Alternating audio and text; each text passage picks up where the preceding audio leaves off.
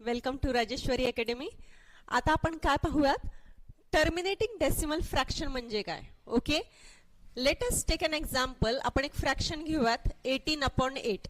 जर ह्याला आपण सॉल्व्ह केलं, जर 8 ने 18 ला डिवाइड केलं तर काय मिळतंय, 8 2 जार 16. रिमाइंडर आहे 2. डेसिमल देऊन एक 0 घेतला, राईट.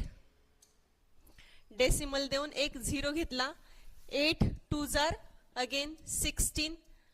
मायनस केलं तर रिमाइंडर काय राहतोय, 4.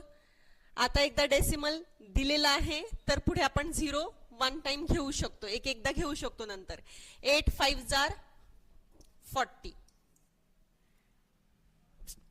समथिंग मिसबिहेव होतंय. 8 5 जार 40. ठीक आहे. तर आता काय रिमाइंडर आलेला आहे इथे, 0. म्हणजे ह्याच्या पुढे आपल्याला डिव्हिजन करायची नाहीये, ही डिव्हिजन इथे स्टॉप होतीये. ओके. आणि आन्सर काय मिळालेला आहे आपल्याला, तर आन्सर मिळालेला आहे इट इज 2.25. आपण काय पाहतोय, टर्मिनेटिंग डेसिमल फ्रॅक्शन. म्हणजे ही फ्रॅक्शन अशी आहे, ज्यावेळेस तिला सॉल्व्ह करतोय ही काय होतीये, टर्मिनेट होतीये. म्हणजे रिमाइंडर 0 राहतोय, स्टॉप होतीये. टर्मिनेट होतीये म्हणजे स्टॉप होतीये आणि एक फिक्स आन्सर आपल्याला मिळते 2.25. सो अशा पद्धतीच्या फ्रॅक्शनला काय म्हणायचं आहे, टर्मिनेटिंग डेसिमल फ्रॅक्शन. आपला आन्सर जे आलेला आहे हे डेसिमल मध्ये आलेलं आहे. ओके.